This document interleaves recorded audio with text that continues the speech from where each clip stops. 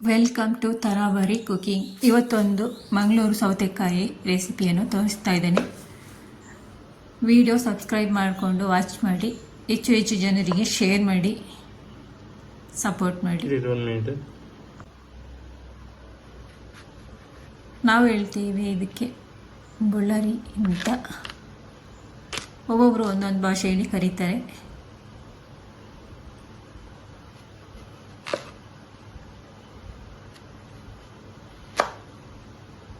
ನೀಟಾಗಿ ವಾಶ್ ಮಾಡಿಕೊಂಡು ಕಟ್ ಮಾಡ್ಕೊಳ್ತಾ ಇದ್ದೇನೆ. ಇದರೊಳಗೆ ಇರುವ ತಿರುಳು ಮತ್ತು ಬೀಜವನ್ನೆಲ್ಲ ನೀಟಾಗಿ ತಗೊಳ್ಬೇಕು.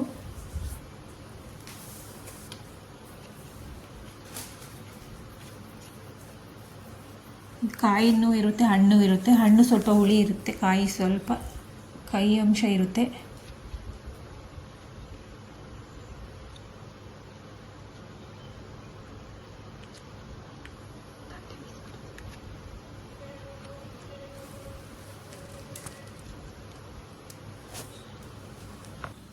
ಎಲ್ಲವನ್ನು ನೀಟಾಗಿ ತಗೊಂಡು ನಾನು ಉದ್ದುದ್ದವಾಗಿ ಕಟ್ ಮಾಡ್ಕೊಳ್ತಾ ಇದ್ದೇನೆ. ನೀವು ಚಿಕ್ಕ ಚಿಕ್ಕ ಪೀಸಾಗಿ ಕಟ್ ಮಾಡ್ಕೊಳ್ಬೋದು.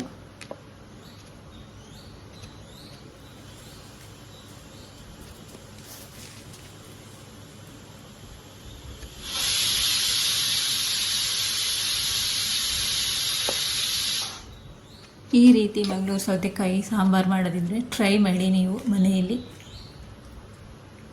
ಎಲ್ಲರೂ ಇಷ್ಟಪಟ್ಟು ತಿಂತಾರೆ. ಟೇಸ್ಟಿನೂ ಸಹ ತುಂಬ ಚೆನ್ನಾಗಿರುತ್ತೆ. ಈ ರೀತಿ ಕಟ್ ಮಾಡಿಕೊಂಡ್ರೆ ಸಾಕಾಗುತ್ತೆ.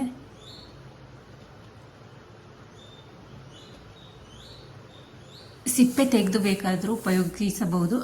ಸೊ ನಾನು ಸಿಪ್ಪೆಯನ್ನು ಹಾಕ್ಕೊಳ್ತಾ ಇದ್ದೇನೆ.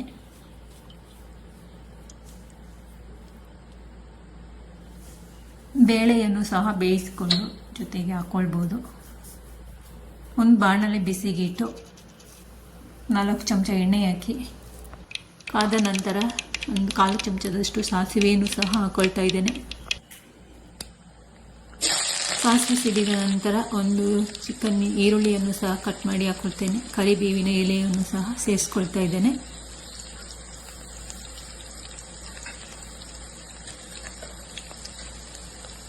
ತುಂಬ ಇನ್ನು ಫ್ರೈ ಮಾಡೋದು ಬೇಡ, ಸ್ವಲ್ಪ ಹಸಿ ವಾಸನೆ ಹೋದರೆ ಸಾಕಾಗುತ್ತೆ ಈರುಳ್ಳಿದು.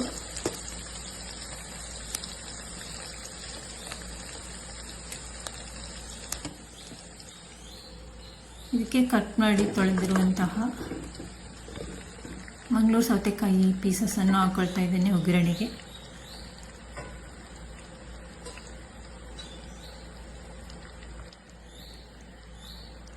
ಇದಕ್ಕೆ 1/4 ಚಮಚ ಅರಿಶಿಣದ ಪೌಡರ್ ಹಾಕ್ಕೊಳ್ತಾ ಇದ್ದೇನೆ. ರುಚಿಗೆ ತಕ್ಕಷ್ಟು ಉಪ್ಪನ್ನು ಸಹ ಸೇರಿಸ್ಕೊಳ್ತಾ ಇದ್ದೇನೆ. 1 ಚಮಚದಷ್ಟು ಅಚ್ಚ ಖಾರದ ಪುಡಿಯನ್ನು ಹಾಕ್ಕೊಳ್ತಾ ಇದ್ದೇನೆ.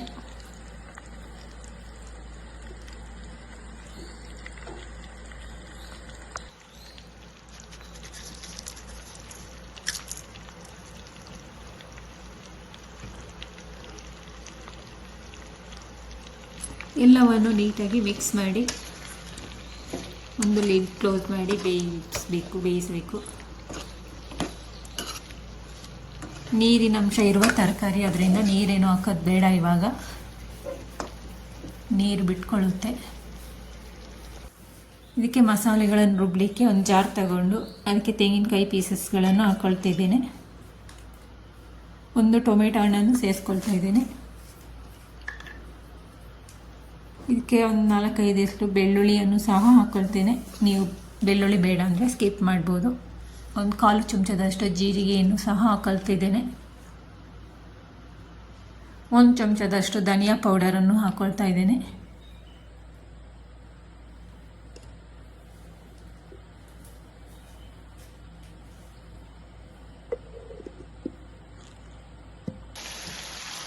ನೈಸಾಗಿ ಗ್ರೈಂಡ್ ಮಾಡಿಕೊಳ್ಬೇಕು.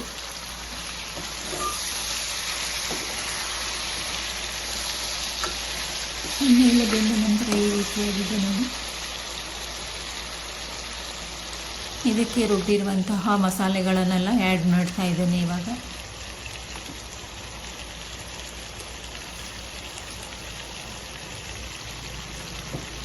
ಮಸಾಲೆಗಳ ಹಸಿ ವಾಸನೆ ಹೋಗೋವರೆಗೂ ಬಾಡಿಸ್ಕೊಳ್ಬೇಕು. ಒಂದು 10 ನಿಮಿಷ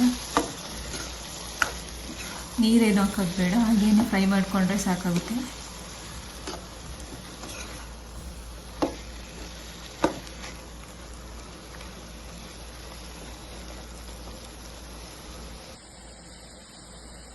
ನಂತರ ಜಾರ್ ತೊಳೆದಿರುವಂತಹ ನೀರನ್ನು ಸಹ ಹಾಕೊಳ್ತೇನೆ.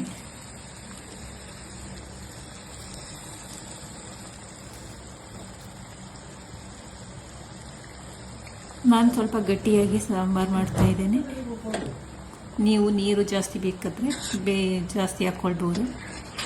ಇವಾಗ ಒಂದು ಲಿಡ್ ಕ್ಲೋಸ್ ಮಾಡಿ ಬೇಯಿಸಬೇಕು ಚೆನ್ನಾಗಿ.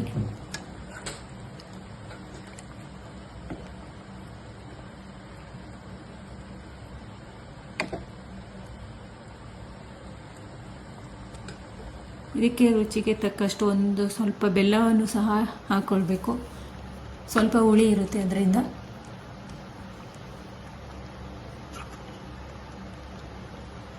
ಟೇಸ್ಟ್ ಸಖತ್ತಾಗಿರುತ್ತೆ. ಈ ರೀತಿ ಒಮ್ಮೆ ನೀವು ಟ್ರೈ ಮಾಡೋದಿದ್ರೆ ಈ ರೀತಿ ಒಮ್ಮೆ ಸಾಂಬಾರು ಮಾಡಿ ನೋಡಿ.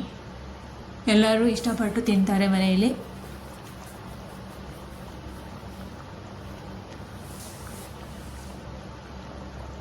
ಎಲ್ಲ ಕಾಂಬಿನೇಷನಿಗೂ ಸೂಟ್ ಆಗುತ್ತೆ. ಅಕ್ಕಿ ರೊಟ್ಟಿ, ಬಿಸಿ ಅನ್ನ, ಚಪಾತಿ ಎಲ್ಲದಕ್ಕೂ. ಫೈನಲಿ ಈ ರೀತಿ ರೆಡಿಯಾಗಿದೆ ನಮ್ಮ sambar. Thank you for watching. ಎಲ್ಲರಿಗೂ ಬಾಯ್ ಬಾಯ್.